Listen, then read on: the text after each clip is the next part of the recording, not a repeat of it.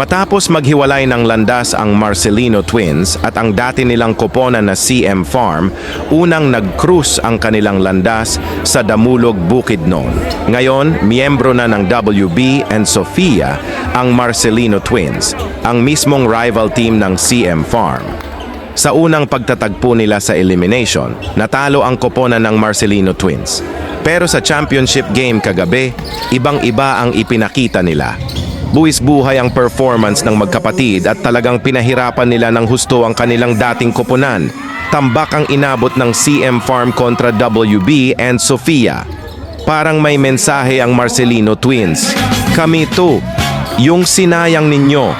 Panoorin natin mga idol ang kanilang unstoppable performance sa championship game.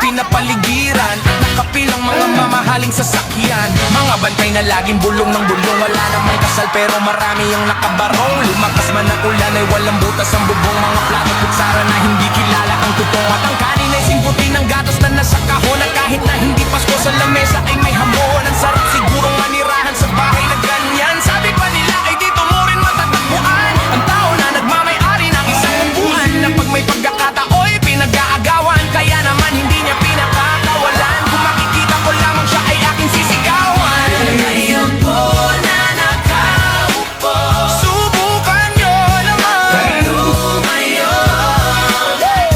At baka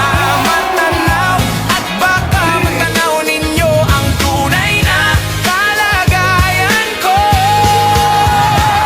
Mawalang galang na po sa taong nakaupo. Alam niyo bang pantakal ng bigas namin ay di puno, ang dingding ng bahay namin ay pinagpipitaping yero. Sa gabi ay sobrang init na tumutunaw ng yelo, na di kayang bilhin upang ilagay sa inumin. Pinakulong tubig sa lumang takuring uling-uling, gamit lang paggatong na inanod lamang sa estero, na nagsisilbing kusina sa umagay aming banyo. Ang aking inay na may kayaman ng isang kaldero, na nagagamit lang pag ang aking ama ay sumwelo.